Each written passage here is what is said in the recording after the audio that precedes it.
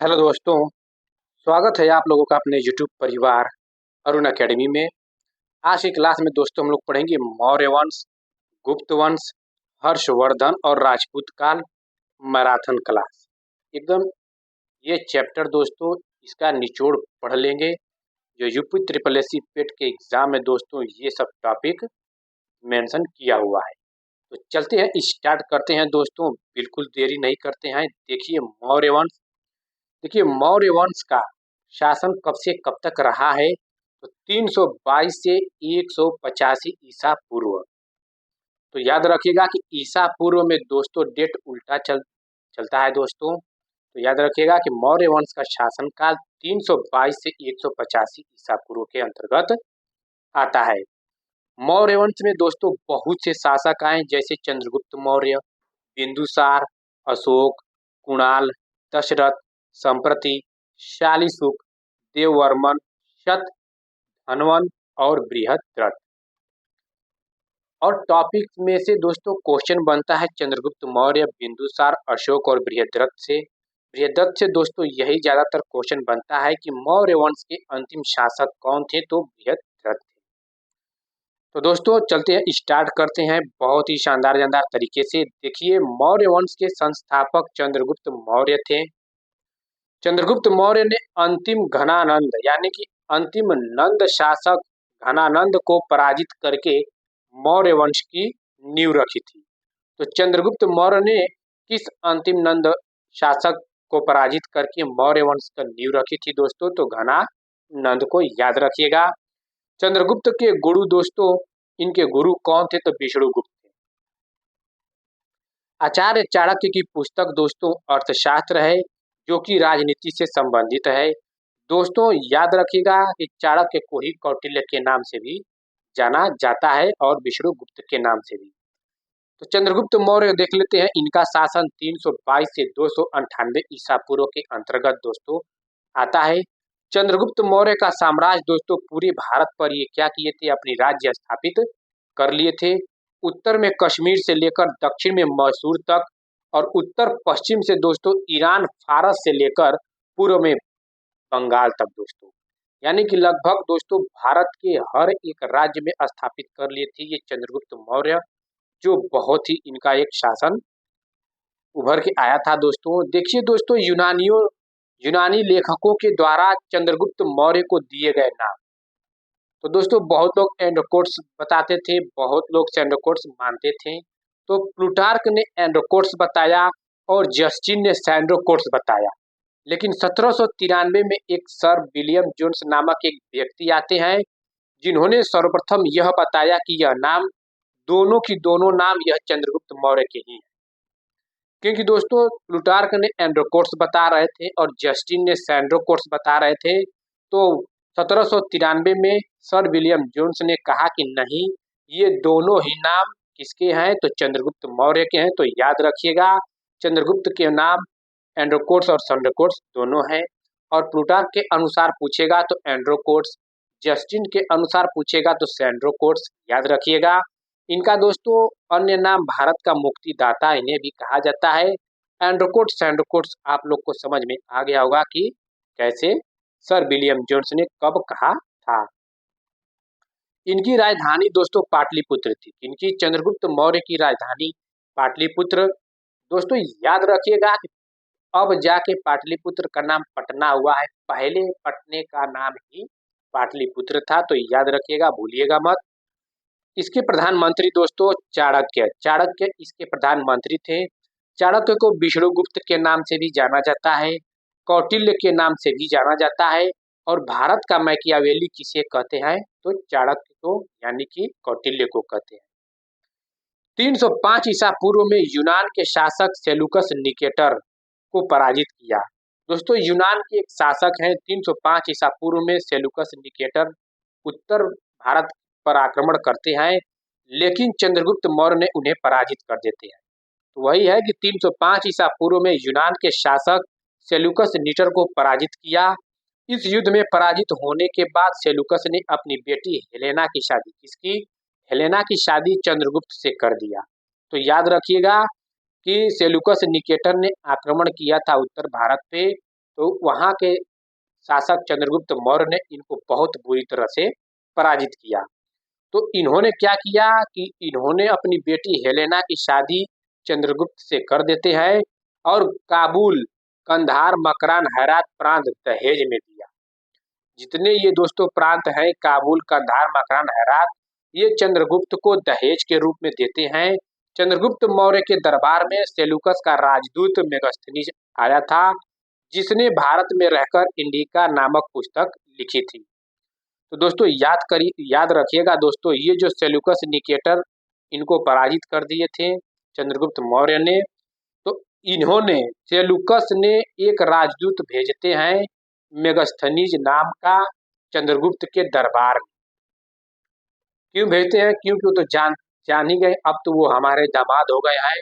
तो मेगास्थनीज को भेजते हैं, जिसने भारत में रहकर इंडिया नामक पुस्तक लिखी। तो इंडिया नामक पुस्तक किसने लिखी? तो मेगास्थनीज ने। मेगास्थनीज किसके दरबार में आते हैं? तो चंद्रगुप्त मौर्य के दरबार में। मेगास्थनीज किसके द्वारा भेजा गया एक राजदूत था? तो सेल्यूकस निकेटर द्वारा। याद रखिएगा, क्वेश्चन ऐसे ही से बनता है। तो मेगास्थनीज के अनुसार पाटलिपुत्र में कुल 64 द्वार थे। जो इनका साम्राज्य एक दोस्तों महल बनाए थे चंद्रगुप्त मौर्य, उन्होंने मेगास्थनीज ने बताया था कि पाटलिपुत्र में इनके मुख्य द्वार कितने थे? तो 64 द्वार थे। याद रखिएगा, जैन गुरु भद्रबाहु से प्रभावित होकर, किससे? एक जैन धर्म के गुरु थे जो भद्रबाहु थे, भद्रबाहु नाम से दोस्तों ये प्रचलित थे। तो उन्हीं भद्रबाहु से प्रभावित होकर चंद्रगुप्त मौर्य ने जैन धर्म अपना लिया और कर्नाटक में श्रवणबेलगोला, क्या श्रवणबेलगोला में 298 ईसा पूर्व में संलेखना विधि द्वारा प्राण त्याग दिए। संलेखना विधि क्या होता है दोस्तों? कि 20 दिन, 25 दिन, 1 महीने तक बिना खाए पिए वो बैठे रहते हैं, अपना कुछ अनशन करते रहते हैं, वही संलेखना विधि रहती है दोस्तों। तो संलेखना विधि के द्वारा इन्होंने अपना प्राण त्याग दिए। कब? 298 ईसा पूर्व में। कहाँ? कर्नाटक में श्रवणबेलगोला में। और जैन धर्म की शिक्षा किनसे लिए थे चंद्रगुप्त मौर्य?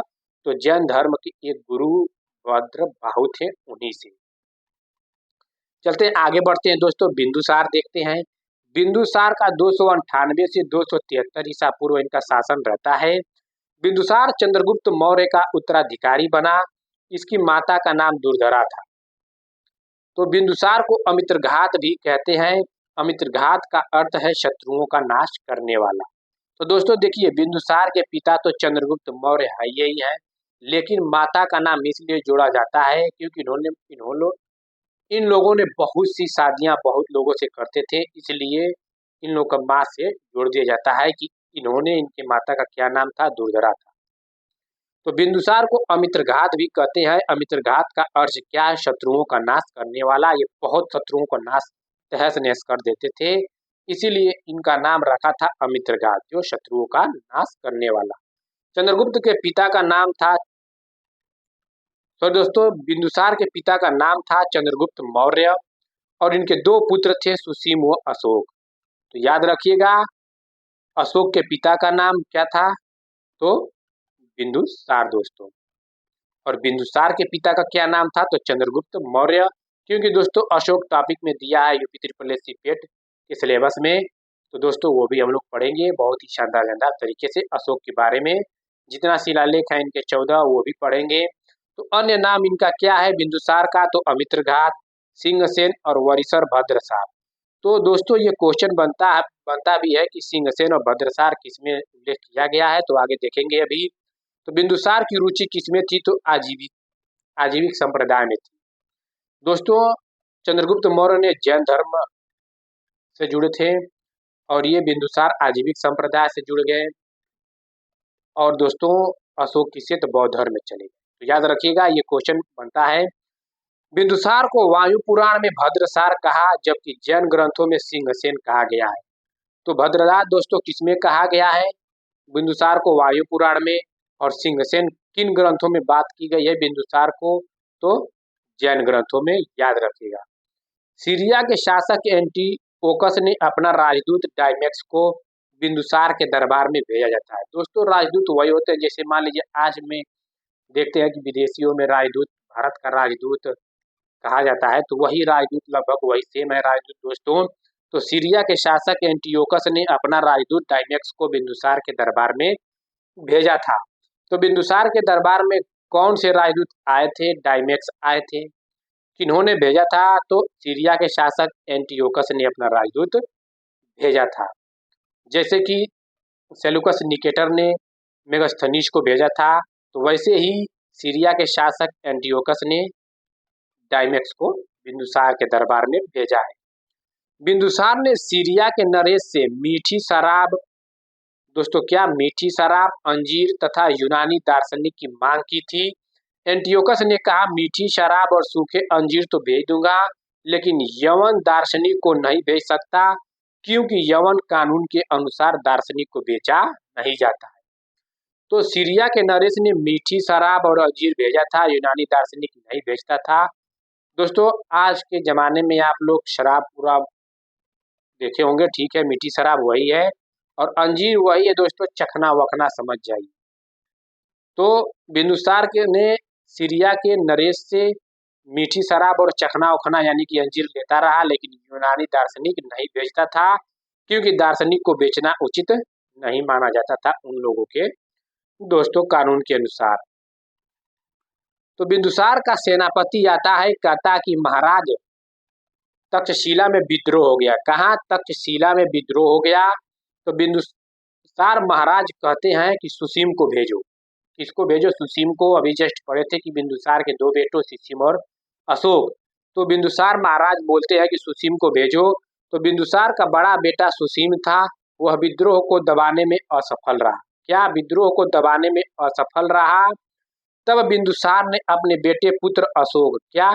अपने पुत्र अशोक को, उस समय अवंती का राज्यपाल था, जब अशोक को भेजा तो उस समय अशोक अवंती का राज्यपाल था, और इस विद्रोह को दबाने के लिए अशोक ने बड़ी क्रूरता पूर्वक विद्रोह को दबा दिया। तो क्वेश्चन बनता है कि बिंदुसार ने अपने बेटे छोटे पुत्र को जब तक्षशिला में विद्रोह को दबाने के लिए भेजा तो वो कहाँ का राज्यपाल था? तो वह अवंती का राज्यपाल था। याद रखिएगा, बहुत ही इंपॉर्टेंट है दोस्तों ये पॉइंट। बिंदुसार की मृत्यु के बाद अशोक और उसके भाइयों के बीच उत्तराधिकारी का युद्ध हुआ, और कई वर्षों के संघर्ष के बाद अशोक विजयी हुए। तो दोस्तों कहा जाता है कि उत्तराधिकारी का युद्ध होता है अशोक में और अशोक के भाइयों में। तो बौद्ध ग्रंथों में कहा गया है कि अशोक ने 99 भाइयों को हत्या किए थे, तब ये उत्तराधिकारी के गद्दी पर बैठे थे। सम्राट अशोक देख लेते हैं दोस्तों। अब इनके बारे में, अशोक के बारे में चलते हैं। तो ये शासन दोस्तों 273 से 232 ईसा पूर्व तक चलता है। इनके गुरु का नाम राधागुप्त, जो चाणक्य के पोते थे। चाणक्य के पोते थे राधागुप्त, और राधागुप्त किनके गुरु थे? तो सम्राट अशोक के थे। अशोक के माता का नाम सुभद्रांगी और पिता का नाम बिंदुसार। अशोक का अन्य नाम देवानामप्रिय और प्रियदर्शी के नाम से जाना जाता था। अशोक का जन्म 304 ईसा पूर्व पाटलिपुत्र में हुआ था। पाटलिपुत्र वही दोस्तों जो पटना हुआ है। बौद्ध ग्रंथों के अनुसार अशोक ने राजा बनने के लिए अपने 99 भाइयों की हत्या कर दी थी। ये किस ग्रंथ में उल्लेख है दोस्तों? तो बौद्ध ग्रंथों में उल्लेख है। याद रखिएगा दोस्तों। 269 ईसा पूर्व अशोक का राजाभिषेक हुआ। तो अशोक का राजाभिषेक कब होता है? तो 269 ईसा पूर्व में। राजाभिषेक के 8वें वर्ष पश्चात 261 ईसा पूर्व में अशोक ने कलिंग पर आक्रमण कर दिया। कहाँ पे दोस्तों? 261 ईसा पूर्व में। याद रखिएगा, राजाभिषेक के 8वें वर्ष पश्चात कब कलिंग पर आक्रमण करता है? तो 261 ईसा पूर्व में कलिंग पर आक्रमण कर दिया और कलिंग को जीत लिया। पर कलिंग में हुए भीषण नरसंहार को देखकर अशोक का हृदय मन परिवर्तित हो गया।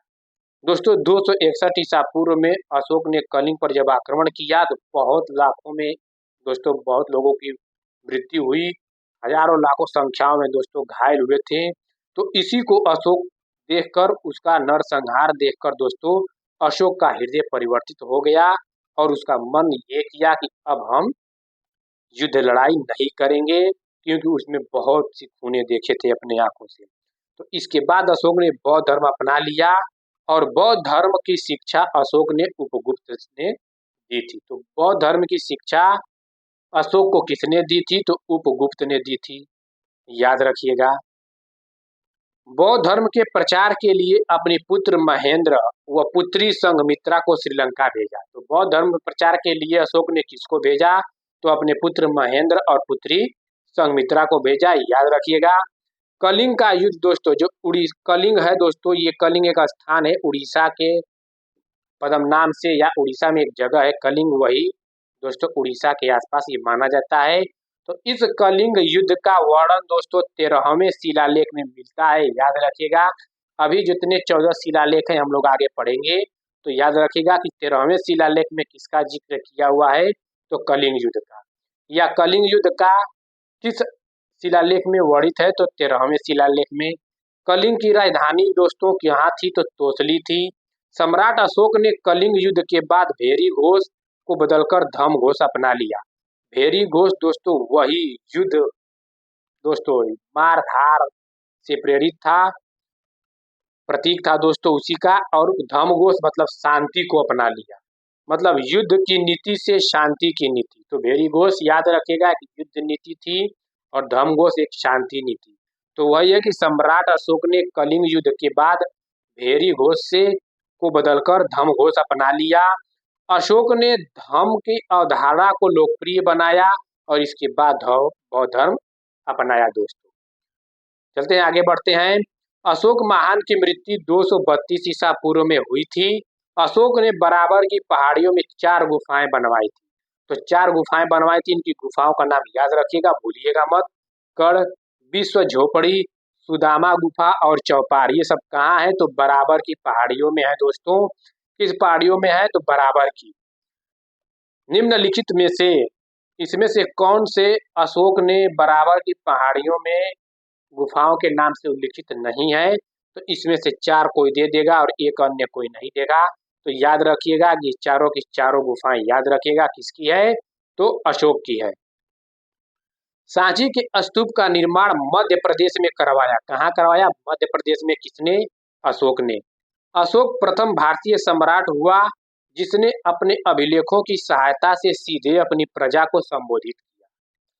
यही दोस्तों प्रथम भारतीय सम्राट थे। कौन? अशोक, जो अपने अभिलेखों की सहायता से सीधे अपनी प्रजा को संबोधित किया करते थे।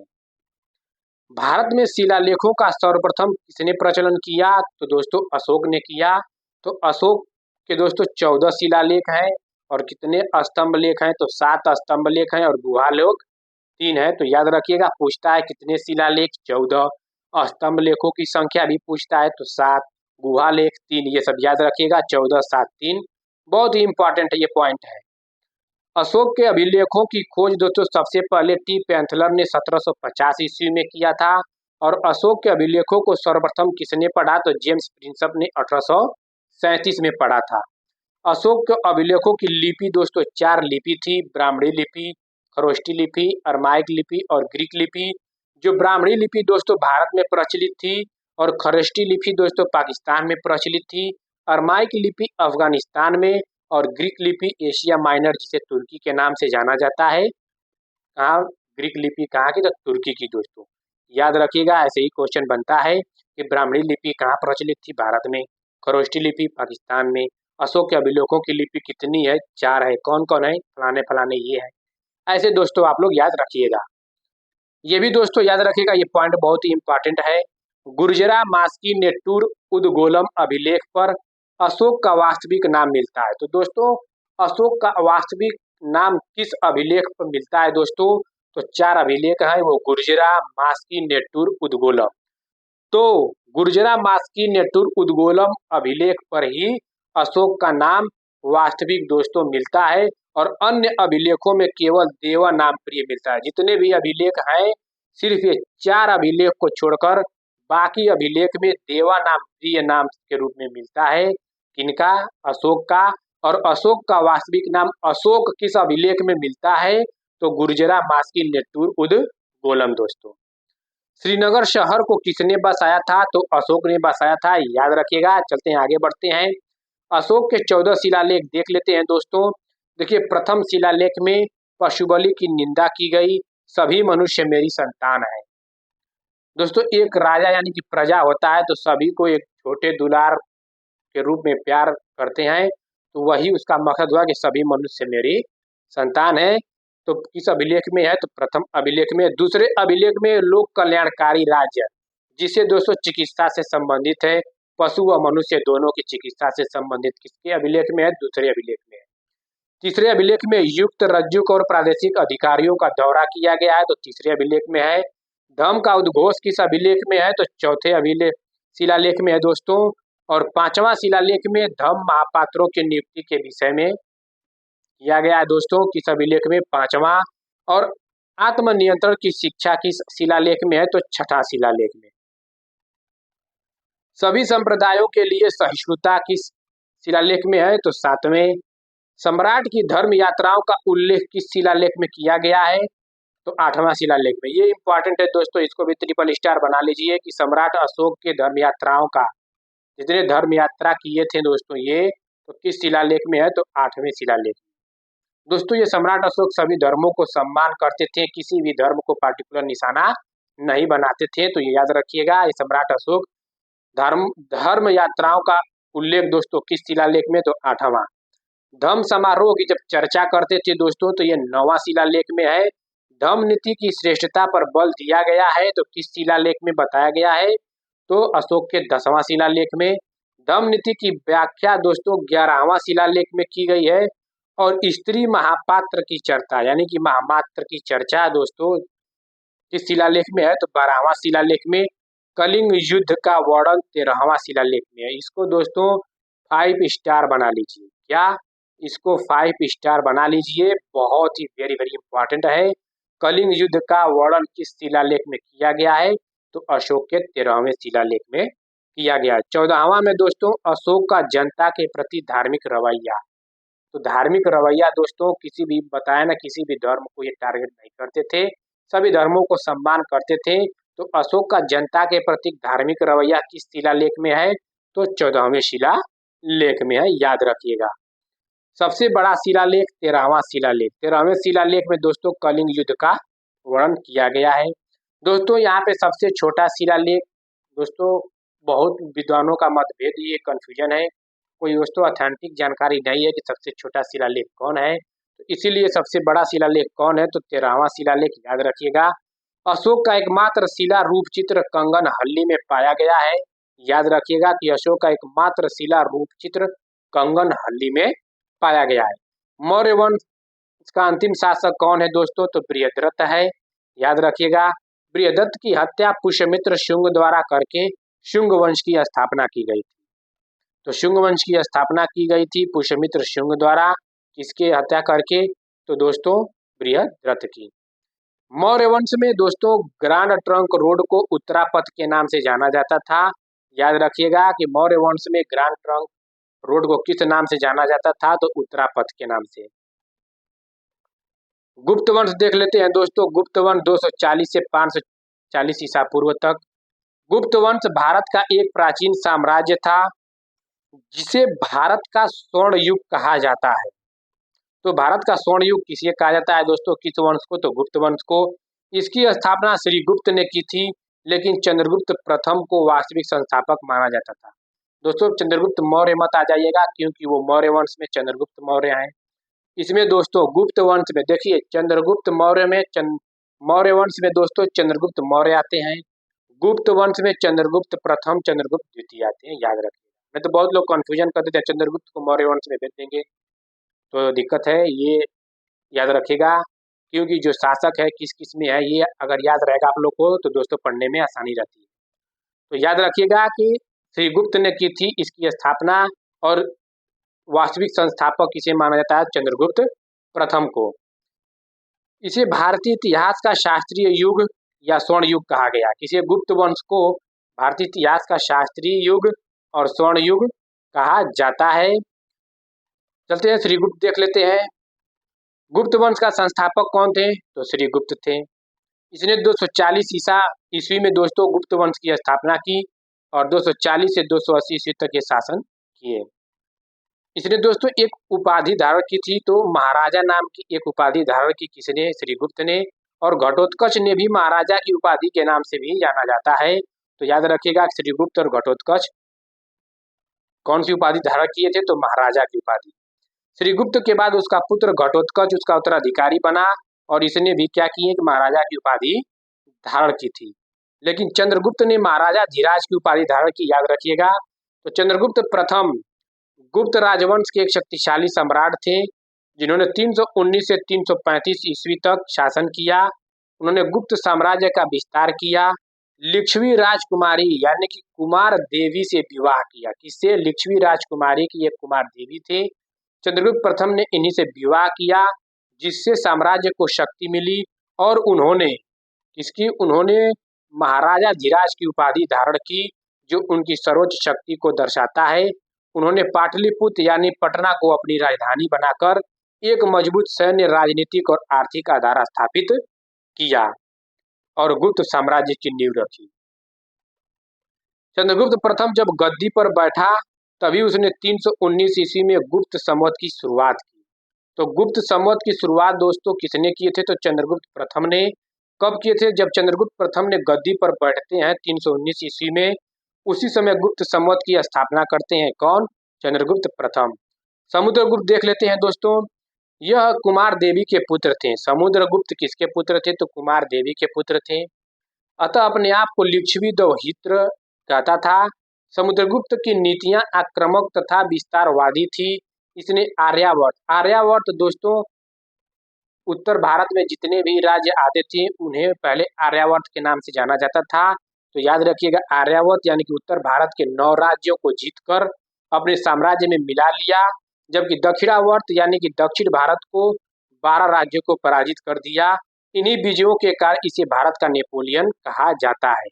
तो समुद्रगुप्त को भारत का नेपोलियन कहा जाता है। किस लिए कहा जाता है? आप लोग जान गए होंगे कि उत्तर भारत में 9 राज्यों को जीता था और दक्षिण भारत में 12 राज्यों को जीत लिया था। तो इसी के कारण इन्हें भारत का नेपोलियन कहा जाने लगा। तो भारत का नेपोलियन किसे कहा जाता है? तो समुद्रगुप्त को याद रखिएगा। समुद्रगुप्त के दरबारी कवि कौन थे? तो हरिशेन थे जिन्होंने इलाहाबाद प्रशस्ति की रचना की थी। तो इलाहाबाद प्रशस्ति की रचना किसने की थी? समुद्रगुप्त के दरबारी कवि हरिशेन। याद रखिएगा, बहुत ही इंपॉर्टेंट प्रश्न है। इसे दोस्तों परम क्रमांक, कविराज, व्याघ्र पराक्रमांक भी कहते थे। समुद्रगुप्त एक अच्छा बीड़ा वादक भी थे। क्या दोस्तों? याद रखिएगा, समुद्रगुप्त एक अच्छा बीड़ा वादक भी थे। इसने 6 प्रकार की मुद्रा यानी कि बीड़ा वादन, गरुड़, अश्वमेघ, धनुर्धारी, पशु और व्याघ्र हरण जारी किए। समुद्रगुप्त संगीत प्रेमी था, ऐसा अनुमान इसलिए लगाया जाता है क्योंकि इसके शासन के दौरान चलाए गए सिक्कों पर इसकी बीड़ा बजाते हुए चित्रों का अंकित किया गया था। चलते हैं दोस्तों, आगे बढ़ते हैं। चंद्रगुप्त द्वितीय का शासन दोस्तों याद रखिएगा 380 से 412 ईस्वी।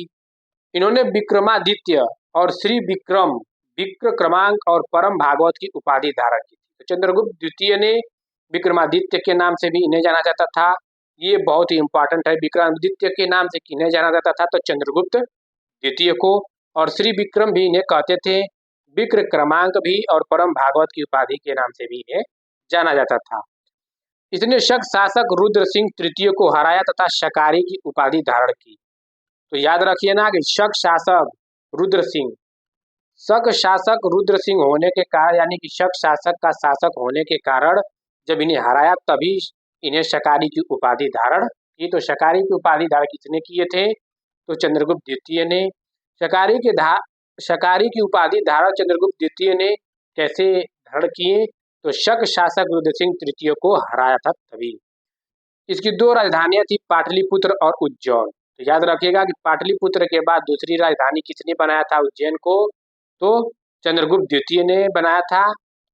इसने मालवा व गुजरात के शक शासकों को पराजित किया और शक विजय के उपलक्ष्य में विक्रमादित्य की उपाधि धारण की। तो विक्रमादित्य की उपाधि किस कारण से धारण किए ये भी आप लोग को पता चल गया कि मालवा दोस्तों पहले ये दोस्तों मध्य प्रदेश में मालवा नाम से जाना जाता है। तो याद रखिएगा कि इसने मालवा व गुजरात के शक शासकों को पराजित किया और शक विजय के उपलक्ष्य में विक्रमादित्य की उपाधि धारण की। इसके समय प्रथम चीनी यात्री, देखिए प्रथम चीनी यात्री किसके समय में आया था? चंद्रगुप्त द्वितीय की।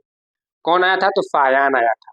तो याद रखिएगा कि इसके समय में प्रथम चीनी यात्री फायान भारत आया, जो कि 379 से 414 ईस्वी तक भारत में तक रहा था दोस्तों।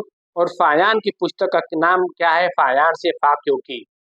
याद रखिएगा, फाक्योकी। फाक्योकी किसकी पुस्तक का नाम है? तो फायान का।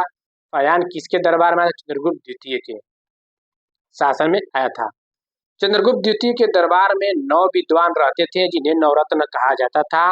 तो नवरत्न दोस्तों किन्हें किन्हें कहा जाता है? धन्वंतरी, छपड़क, शंकु, बेताल, भट्ट और खट खरपर, वररुचि, अमर सिंह, वरामिहिर, कालिदास। तो याद रखिएगा, ये क्वेश्चन बनता है कि 9 विद्वान रहते थे। किसके दरबार में 9 विद्वान रहते थे? तो चंद्रगुप्त द्वितीय के दरबार में। तो आयुर्वेद के ज्ञानी धन्वंतरी, विद्वान और नीतिज्ञ से परिपूर्ण छपड़क, ज्योतिष विद्या से परिपूर्ण कौन थे? तो शंकु, तांत्रिक विद्या के ज्ञानी कौन थे? बेताल भट्ट, और घटखर्प क्या थे? तो कवि थे। व्याकरण अर्थात व्याकरण के ज्ञानी वररुचि थे। कौशिकार से संबंधित कार्य से परिपूर्ण अमर सिंह, खगोल वैज्ञानिक वरामिहिर को, और संस्कृत के महाकवि कालिदास को। तो कालिदास से क्वेश्चन दोस्तों बनता है। कालिदास के कुछ इंपॉर्टेंट फैक्ट देख लेते हैं। कालिदास को भारत का शेक्सपियर कहा जाता है। कालिदास के महाकाव्य रघुवंशम और कुमार संभव, खंड काव्य मेघदूत और ऋतु संहार, और इनके नाटक का नाम अभिज्ञान शकुंतलम, विक्रमो वर्षियम, मालविकाग्नि मित्रम। याद रखिएगा, ये महाकाव्य खंड काव्य नाटक किसके हैं? तो कालिदास के हैं। कालिदास को भारत का शेक्सपियर भी कहा जाता है। एरड़ अभिलेख में दोस्तों एक अभिलेख है जो एरड़ के नाम से जाना जाता है। तो एरड़ अभिलेख में हमें भानुगुप्त के शासन की जानकारी मिलती है, और एरड़ अभिलेख से ही हमें सती प्रथा का पहला साक्ष्य मिलता है। तो सती प्रथा का पहला साक्ष्य किस अभिलेख में मिलता है? तो एरड़ अभिलेख में। हमें दोस्तों भानुगुप्त के शासन की जानकारी किस अभिलेख में मिलती है? तो एरड़ अभिलेख में। याद रखिएगा, इस वंश का अंतिम शासक विष्णुगुप्त था। इसके बाद गुप्त साम्राज्य छिन्न भिन्न हो गया था दोस्तों। कुछ गुप्त वंश के दोस्तों इंपॉर्टेंट फैक्ट देख लेते हैं। गुप्त काल को भारतीय संस्कृति का स्वर्ण युग माना जाता है। गुप्त काल में ही सती प्रथा और बाल विवाह का प्रथम उल्लेख भी मिलता है। इसमें शासन की सबसे बड़ी इकाई देश होती थी, और देश का सर्वोच्च राजा होता था। और शासन की सबसे छोटी इकाई गांव होती थी, जो ग्रामीण के अधीन होती थी। तो गुप्त काल में स्वर्ण मुद्रा को दिनार कहा जाता था। ये क्वेश्चन कई बार ट्रेंड किया हुआ है कि गुप्त काल में स्वर्ण मुद्रा को क्या कहा जाता था? तो दिनार कहा जाता था। याद रखिएगा। चलते हैं, आगे बढ़ते हैं। देखिए दोस्तों, इस वंश के कुछ शासक हैं, उनके बारे में भी देख लेते हैं थोड़ा। कुमार गुप्त के शासन काल में नालंदा विश्वविद्यालय की स्थापना की गई। तो नालंदा विश्वविद्यालय की स्थापना किसने की? किसके द्वारा, किसके शासन में दोस्तों? तो कुमार गुप्त के शासन काल में की गई। कुमार गुप्त ने अश्वमेध यज्ञ किया और अश्वमेध प्रकार की मुद्रा चलाई। तो अश्वमेध प्रकार की मुद्रा किसने चलाई थी? तो कुमार गुप्त ने। कुमार गुप्त के समय सर्वाधिक गुप्तकालीन अभिलेख प्राप्त हुए, जिनकी संख्या 18 थी दोस्तों। ये भी क्वेश्चन बनता है कि हुरों का आक्रमण किसके शासन काल में हुआ था? तो हुरों का आक्रमण दोस्तों स्कंद गुप्त के शासन काल में हुआ था। गुप्तकालीन मंदिर देख लेते हैं, ये भी क्वेश्चन बनता है। एरड़ का विष्णु मंदिर कहाँ है दोस्तों? एरड़ सागर जिला मध्य प्रदेश। भूमरा का शिव मंदिर दोस्तों भूमरा सतना जिला मध्य प्रदेश। सांची का मंदिर दोस्तों कहाँ है? सांची मध्य प्रदेश। सांची का स्तूप किसने बनवाया था? अभी जस्ट हम लोग पढ़े हैं। तो आप लोग कमेंट बॉक्स में कमेंट करके बताइए कि सांची का स्तूप किसने बनवाया था। तिगवा का कंकाली देवी मंदिर कहाँ है? जबलपुर मध्य प्रदेश में। भीतरगांव का कृष्ण मंदिर दोस्तों कानपुर उत्तर प्रदेश में। भीतरगांव का मंदिर याद रखिएगा, और एक देवगढ़ का दशावतार मंदिर, बहुत ही दोनों इंपॉर्टेंट है। तो देवगढ़ का दशावतार मंदिर कहाँ है? ललितपुर उत्तर प्रदेश में। भीतरगांव का कृष्ण मंदिर कहाँ है? तो कानपुर उत्तर प्रदेश। गुप्तकालीन साहित्य दोस्तों, देखिए दोस्तों, ये दिया था पंचतंत्र, यूपी ट्रिपल एससी पेट 2022 में क्वेश्चन आया था। तो पंचतंत्र किसका है दोस्तों? विष्णु शर्मा का है। मृच्छकटिकम शूद्रक का है। कामसूत्र दोस्तों वात्सायन का है। और भास्कराचार्य के पुस्तक कौन सी है दोस्तों? सिद्धांत शिरोमणि और लीलावती। दंडिन किसका है? 10 कुमार चरित और काव्य दर्शन का दोस्तों। सिद्धसेन न्यायावतार है। चरक संहिता चरक का है। आर्यभट्ट दोस्तों आर्यभट्टियम, याद रखेगा आर्यभट्टियम किसका है? आर्यभट्ट का। बीजगणित के क्षेत्र में महत्वपूर्ण योगदान, आर्यभट्ट के दोस्तों बीजगणित के क्षेत्र में बहुत ही महत्वपूर्ण योगदान इनका है, किनका? आर्यभट्ट का। मुद्रा राक्षक किसका है दोस्तों? तो विशाखदत्त का है। और बराहमिहिर की पुस्तक प्रिय संहिता और पंच सिद्धांतिका, याद रखिएगा, ये बहुत ही इंपॉर्टेंट है, क्वेश्चन ट्रेंड करता है। गुप्तकालीन अजंता की गुफाएं यानी कि औरंगाबाद और महाराष्ट्र की, जिसे 1983 में, ये अजंता की गुफाएं औरंगाबाद महाराष्ट्र में है दोस्तों, 1983 में विश्व धरोहर की सूची में शामिल किया गया था दोस्तों। जातक कथाएं अजंता की गुफा यानी कि अजंता गुफा की चित्रकारी और मूर्तिकालियों से संबंधित है। तो जातक कथाएं किससे संबंधित है? अजंता गुफा की चित्रकारी और मूर्तिकालियों से संबंधित है। आगे बढ़ते हैं दोस्तों, पुष्यभूति वंश देख लेते हैं। इस वंश के संस्थापक पुष्यभूति था। इसी के नाम पर यह पुष्यभूति वंश के नाम से विख्यात हुआ। तो पुष्यभूति ने ही दोस्तों अपने ही नाम से पुष्यभूति वंश की स्थापना करते हैं। पुष्यभूति ने गुप्त राजाओं की दुर्बला का लाभ उठाकर पूर्वी और हरियाणा में अपनी सत्ता स्थापित कर ली तथा थानेश्वर को अपनी राजधानी बनाया। एक हरियाणा में थानेश्वर नाम का जगह है दोस्तों, उसी को अपनी राजधानी बनाते हैं पुष्यभूति। तो थानेश्वर को अपनी राजधानी बनाया। पुष्यभूति वंश को दोस्तों वर्धन वंश के नाम से भी जाना जाता है। इनकी अन्य प्रमुख शासक नरवर्धन, आदित्यवर्धन और प्रभाकर वर्धन आते हैं। जो प्रभाकर वर्धन दोस्तों एक शक्तिशाली शासक के रूप में उभर कर आते हैं, क्योंकि दोस्तों इन्होंने दोस्तों बहुत सी युद्ध लड़े थे। तो दोस्तों प्रभाकर वर्धन पुष्यभूति वंश के वास्तविक संस्थापक माने जाते हैं। तो दोस्तों जब वास्तविक संस्थापक पूछेगा तो प्रभाकर वर्धन, सिर्फ संस्थापक पूछेगा तो पुष्यभूति, याद रखिएगा। तो प्रभाकर वर्धन के ही पहला बेटा यानी कि बड़ा बेटा राज्यवर्धन था, दूसरा बेटा हर्षवर्धन और इनकी बेटी का नाम राजश्री था। तो चलते हैं दोस्तों इनकी कहानी के माध्यम से थोड़ी एक स्टोरी जानते हैं, उसके बाद से आप लोग हर्षवर्धन समझ में आ जाएगा आप लोग। तो राजश्री का विवाह किससे होता है? तो ग्रहवर्मा से होता है। ये कन्नौज के मोखरी वंश के शासक थे। तो कन्नौज के मोखरी वंश के शासक कौन थे? ग्रहवर्मा। तो दोस्तों याद रखिएगा कि ये ग्रहवर्मा और देवगुप्त में दुश्मनी थी।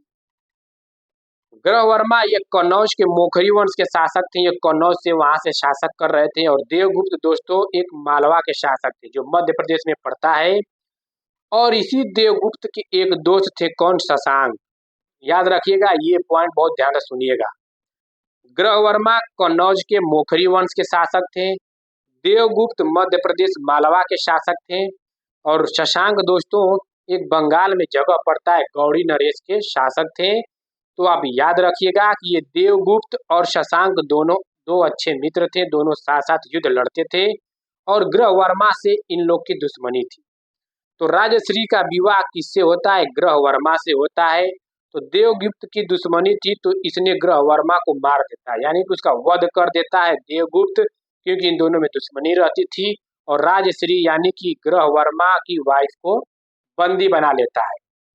तो जब उसके प्रभाकर वर्धन के बड़े बेटा राज्यवर्धन कौन था? राजश्री का भाई था। तो इसने क्या करता है कि देवगुप्त का वध कर देता है अपने बहन को छुड़ाने के लिए।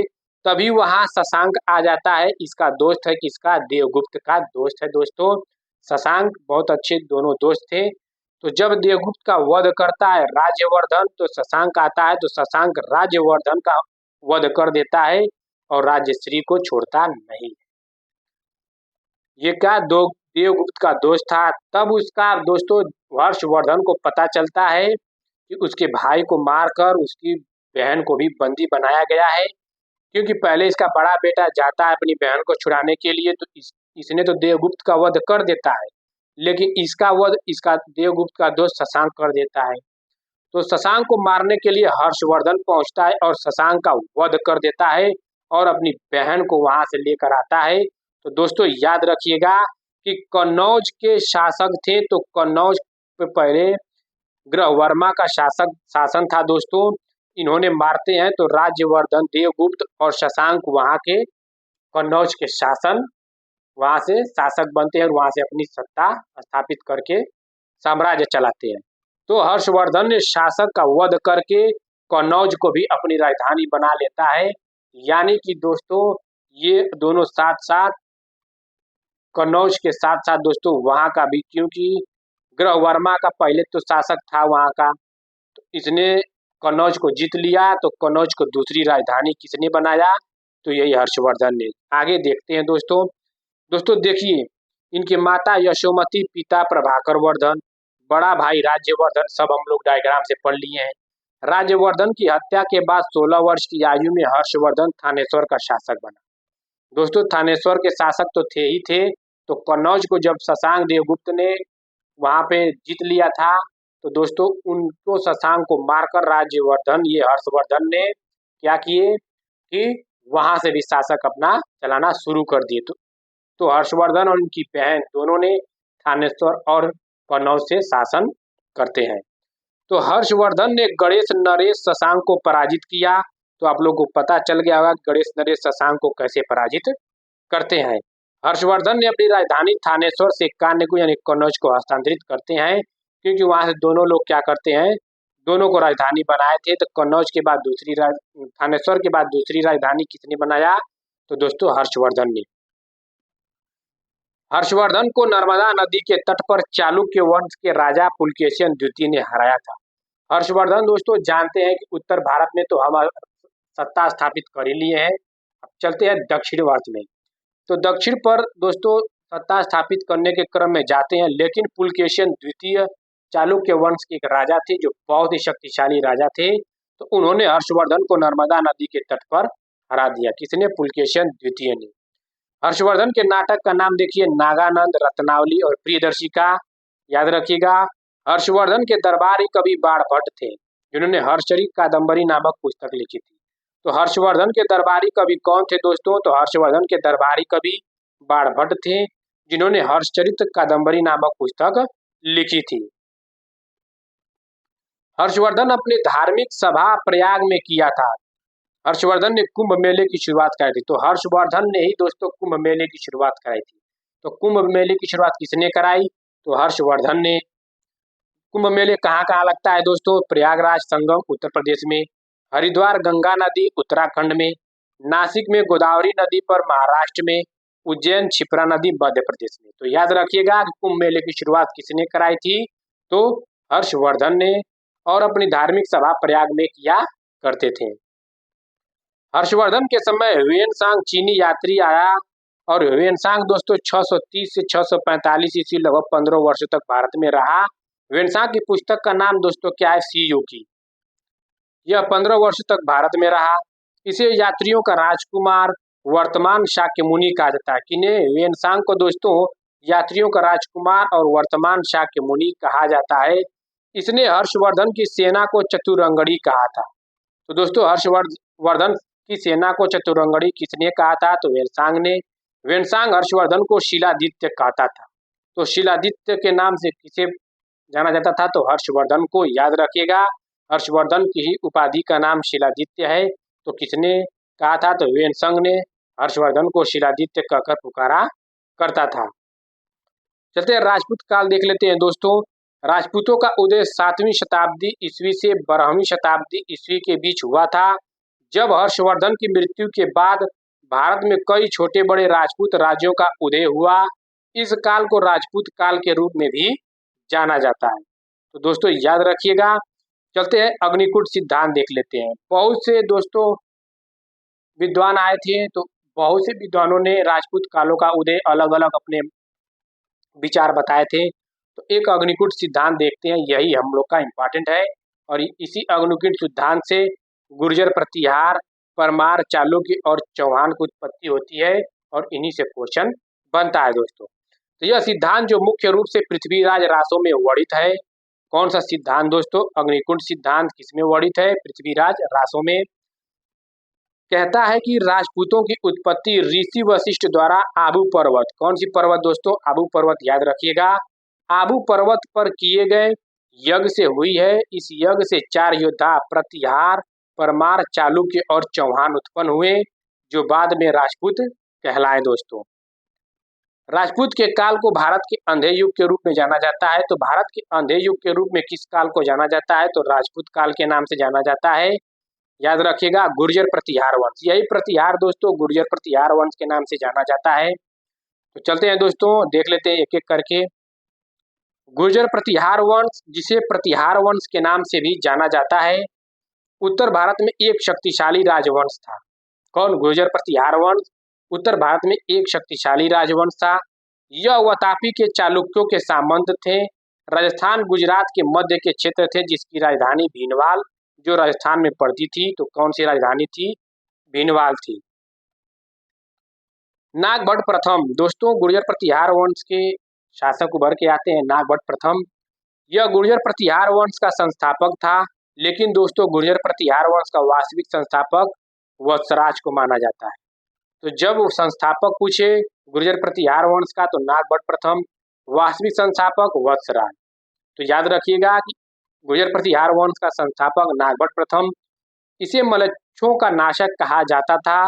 यह उज्जैनी शाखा का संस्थापक था। तो उज्जैनी शाखा का संस्थापक नागभट्ट प्रथम को माना जाता है। इसने जालौर को राजधानी बनाई। जालौर, जालौन कहीं कहीं देता है दोस्तों, याद रखिएगा। तो जालौर को किसने राजधानी बनाई, नागभट्ट प्रथम ने। वत्सराज, यह गुर्जर प्रतिहार वंश का वास्तविक संस्थापक था। इसके समय में कन्नौज में त्रिपक्षी संघर्ष हुआ, की शुरुआत हुई दोस्तों। त्रिपक्षी संघर्ष की शुरुआत किसके समय में हुई थी, तो वत्सराज के, जो गुर्जर प्रतिहार वंश का शासक था। तो त्रिपक्ष किसके किसके बीच में होता है दोस्तों, पाल वंश के, गुर्जर प्रतिहार के और राष्ट्रकूट के। तो पाल वंश का एक शासक होता है धर्मपाल, गुर्जर प्रतिहार का वत्सराज और राष्ट्रकूट के ध्रुव दोस्तों। तो देखिए दोस्तों, यहाँ पे दिया है कि वत्सराज ने पाल शासक धर्मपाल को हराया, परंतु राष्ट्रकूट शासक ध्रुव से हार गए। कौन, जो यहाँ पे दोस्तों हम लोग पढ़े हैं, पाल वंश के शासक धर्मपाल दोस्तों, इनको कौन हराता है, वत्सराज ने हराते हैं। वो गुर्जर प्रतिहार वंश के शासक हैं। और राष्ट्रकूट के शासक कौन थे, ध्रुव थे। ध्रुव दोस्तों दक्षिण भारत से, यही ऐसा शासक था कि जो दक्षिण भारत से दोस्तों उत्तर भारत में आया था और इसने हारा था और कन्नौज पे अधिकार कर लिया था। नागभट्ट द्वितीय, इसने त्रिपक्षी संघर्ष का अंत किया। तो राष्ट्रकूट शासक ध्रुव को कौन हराया, तो नागभट्ट द्वितीय ने, और कन्नौज को अपनी राजधानी बनाता है। वहां दोस्तों ध्रुव को हराकर नागभट्ट द्वितीय ने कन्नौज को अपनी राजधानी बना लेता है। नागभट्ट द्वितीय गुर्जर प्रतिहार वंश के पहले जो वत्सराज थे, वो राष्ट्रकूट शासक ध्रुव से हार जाते। त्रिपक्षी संघर्ष किन लोग के बीच में स्टार्ट हुआ था, वत्सराज, जो गुर्जर प्रतिहार वंश के वत्सराज, और दोस्तों पाल वंश के धर्मपाल, राष्ट्रकूट के ध्रुव, इन तीनों लोग के बीच में स्टार्ट होती है। जो उन तीनों में दोस्तों ध्रुव जीत जाता है, राष्ट्रकूट ध्रुव हरा देता है वत्सराज को और कन्नौज पे अधिकार कर लेता है। तब गुर्जर प्रतिहार वंश का एक शासक आता है नागभट्ट द्वितीय। वो दोस्तों राष्ट्रकूट शासक ध्रुव को हराकर कन्नौज पे अधिकार कर लेता है और अपनी कन्नौज की राजधानी बना लेता है। मिहिर भोज, मिहिर भोज महान प्रतिहार राजा था। इसके समय में अरब यात्री सुलेमान आता है। तो अरब यात्री सुलेमान किसके समय में आता है, तो मिहिर भोज के दोस्तों के समय में आता है। मिहिर भोज उपाधि आदिवराह प्रमाण, याद रखिएगा कि मिहिर भोज की उपाधि आदिवराह और प्रमाण इसकी सबसे बड़ी अश्वसेना थी। तो दोस्तों सबसे बड़ी अश्वसेना किसकी थी गुर्जर प्रतिहार में दोस्तों, तो मिहिर भोज की थी। महेंद्रपाल, इसने राष्ट्रकूट शासक इंद्र तृतीय को पराजित किया और इसके समय में राजकवि राजशेखर रहते थे। तो किसके समय में राजकवि राजशेखर रहते थे दोस्तों, तो महेंद्रपाल के। जो महेंद्रपाल दोस्तों की रचना कर्पूर मंजरी, काव्य मीमांसा, बाल रामायण, भुवन कोश और हरविलास थी। महिपाल भी दोस्तों राजशेखर के राजकवि के रूप में भी रहते थे। महिपाल की दोस्तों इसके समय भी राजकवि राजशेखर महिपाल के रूप में रहते थे। इसके समय बगदाद का यात्री अलमसूदी आया था। तो अलमसूदी किसके समय में आया था? तो महिपाल के। यशपाल देख लेते हैं दोस्तों। यह गुर्जर प्रतिहार वंश का अंतिम शासक था। तो गुर्जर प्रतिहार वंश का अंतिम शासक कौन था? तो दोस्तों यशपाल था। यशपाल को चंद्रदेव, जो गढ़वाल वंश का शासक था, ने हरा दिया था। तो याद रखिएगा कि गुर्जर प्रतिहार वंश का अंतिम शासक यशपाल है। चलते हैं परमार वंश दोस्तों। परमार राजवंश की स्थापना उपेंद्र या कृष्णराज ने की थी और इसकी राजधानी उज्जैन थी, जिसे बाद में धार में स्थानांतरित कर दिया गया था। धार दोस्तों मध्य प्रदेश में एक जगह है। इस राजवंश ने मालवा क्षेत्र यानी कि वर्तमान मध्य प्रदेश पर शासन किया, जिसकी राजधानी धार थी। परमार राजवंश के कुछ प्रमुख शासकों में उपेंद्र, वाक्यपतिमुंज, सिंधुराज और राजा भोज शामिल हैं, जिसमें से राजा भोज परमार राजवंश के सबसे प्रसिद्ध और शक्ति शासकों में से एक थे दोस्तों। कौन? राजा भोज परमार दोस्तों। तो राजा भोज परमार को दोस्तों कविराज के नाम से भी जाना जाता है। तो याद रखिएगा कि कविराज किसके नाम से जाना जाता है? तो राजा भोज परमार। राजा भोज सबसे यशस्वी राजा थे। इनकी राजधानी कौन सी थी? धार थी। इनकी उपाधि नवविक्रमादित्य थी दोस्तों। ये नवविक्रमादित्य के रूप में जाना जाते थे और कवि राज के रूप में भी जाने जाते थे। राजा भोज ने धार पर शासन किया। इन्होंने सरस्वती मंदिर का निर्माण करवाया और इसी मंदिर की मूर्ति को ज्ञानपीठ पुरस्कार में दी जाती है। इस मंदिर की मूल मूर्ति बर्मिंघम संग्रहालय में रखी हुई है। तो किसकी मूर्ति रखी गई है दोस्तों? इसी राजा भोज की। याद रखिएगा द्वारा बनाया गया सरस्वती मंदिर। इन्होंने भोपाल में भोजपुर झील का निर्माण करवाया। ये भी क्वेश्चन ट्रेंड करता है कि भोजपुर झील का निर्माण किसने करवाया और कहाँ है दोस्तों? तो याद रखिएगा राजा भोज ने। सोलंकी या चालुक्य वंश देख लेते हैं। तो सोलंकी, इसका क्षेत्र गुजरात पड़ता है दोस्तों। राजधानी अनिलवाड़ा। भारत का अंतिम राजवंश जिसने जैन धर्म को संरक्षण दिया। तो भारत का अंतिम राजवंश वो कौन था जिसने जैन धर्म को संरक्षण दिया दोस्तों? तो यही सब दोस्तों हैं सोलंकी के चालुक्य वंश के लोग ही दोस्तों हैं जिन्होंने जैन धर्म को संरक्षित था। दोस्तों देख लेते हैं मूलराज प्रथम। चालुक्य वंश के संस्थापक यानी कि चालुक्य या सोलंकी वंश के संस्थापक कौन है? तो दोस्तों मूलराज प्रथम है। चौहान राजा विग्रहराज द्वितीय ने इसे पराजित किया तथा भड़ौच में गुजरात में आशापुरा माता मंदिर बनवाया। याद रखिएगा भीमदेव प्रथम 1025 में दोस्तों मोहम्मद गजनवी का गुजरात पर आक्रमण सोमनाथ मंदिर को लूटा। जब मोहम्मद गजनवी ने 1025 ईस्वी में गुजरात पर आक्रमण करता है और सोमनाथ मंदिर को लूटता है, तो उस समय शासक कौन थे? तो दोस्तों चालुक्य वंश के शासक भीमदेव प्रथम थे। भीमदेव प्रथम का मंत्री बिमल शाह ने दिलवाड़ा के जैन मंदिर का निर्माण करवाया। तो दिलवाड़ा के जैन मंदिर का निर्माण किसने किया? बिमल शाह ने। इसके दोस्तों किसके शासक में? तो भीमदेव प्रथम के दोस्तों। मूलराज द्वितीय ने मोहम्मद गौरी को 1178 में माउंट आबू पर्वत के पास हराया था। तो मूलराज द्वितीय दोस्तों ये चालुक्य वंश के शासक थे। इन्होंने मोहम्मद गौरी को 1178 में माउंट आबू पर्वत के पास हराया था दोस्तों। याद रखिएगा क्योंकि ये दोस्तों राजपूत काल से भी ये मूलराज से संबंधित है। तो ये भी क्वेश्चन बन सकता है कि किसने इन्हें हराया था? तो मूलराज द्वितीय ने। भीमदेव द्वितीय देख लेते हैं। 1195 में कुतुबुद्दीन ऐबक का गुजरात पर अधिकार होता है। तो किसके शासक में दोस्तों? भीमदेव द्वितीय के। चौहानों के साथ संघर्ष, यह अंतिम शासक थे। मोढेरा के सूर्य मंदिर का निर्माण सोलंकी शासक द्वारा करवाया गया था। तो मोढेरा के सूर्य मंदिर का निर्माण किसके शासक द्वारा करवाया गया था? सोलंकी शासक के द्वारा। इन्हीं दोस्तों शासक के नाम से भीमदेव द्वितीय। याद रखिएगा चौहान वंश, इसका क्षेत्र चौहान वंशों का अजमेर था, जिसके संस्थापक सिमराज या वासुदेव को माना जाता है। चौहान राजाओं की राजधानी अजमेर थी, जो बाद में मुगलों का सूबा मुख्यालय बन गया था। तो अजय राज चौहान देखते हैं। अजमेर की नगर की स्थापना कर राजधानी बनाई तथा गढ़ बिढ़ली दुर्ग बनवाया। तो गढ़ बिढ़ली दुर्ग किसने बनवाया? तो अजय राज चौहान ने। अपनी पत्नी के नाम पर चांदी के सिक्के चलवाए। तो अपनी पत्नी के नाम पर चांदी के सिक्के किसने चलवाए? तो अजय राज चौहान ने। विग्रहराज चतुर्थ, जो बिसल देव रासो के नाम से ये सर्वाधिक शक्तिशाली शासक वह कवि था। कौन? विग्रहराज चतुर्थ।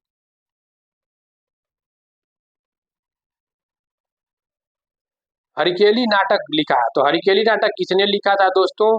तो अजय राज चौहान ने। इसके राजकवि कौन थे? सोमदेव थे। तो अजय राज चौहान के समय में राजकवि एक सोमदेव नामक व्यक्ति रहते थे, जो कवि राजदेव कवि के नाम से जाने जाते थे। अजमेर में संस्कृत पाठशाला सरस्वती कंठाभरण का निर्माण करवाया, जिससे ऐबक ने तुड़वाकर 2.5 दिन का झोपड़ा बनवा दिया। तो 2.5 दिन का झोपड़ा दोस्तों ऐबक ने बनवाया था। यही अजमेर में संस्कृत पाठशाला संस्कृत कंठाभरण का निर्माण करवाया था। इसी संस्कृत कंठाभरण को तोड़कर ऐबक ने 2.5 दिन का झोपड़ा बनवाया था। सोमदेव ने विसलदेव के सम्मान में ललित विग्रहराज नामक ग्रंथ की रचना की। तो ललित विग्रहराज नामक ग्रंथ की रचना किसने की? तो विसलदेव ने। सोमदेव ने विसलदेव के सम्मान में दोस्तों। पृथ्वीराज चौहान तृतीय देख लेते हैं। इसके राजकवि चंद्रबरदाई थे, जिनके दोस्तों ग्रंथ था पृथ्वीराज रासो। महोबा युद्ध में परमर्दी देव यानी कि चंदेल को हराया, जिसे एक रात्रि युद्ध कहते हैं।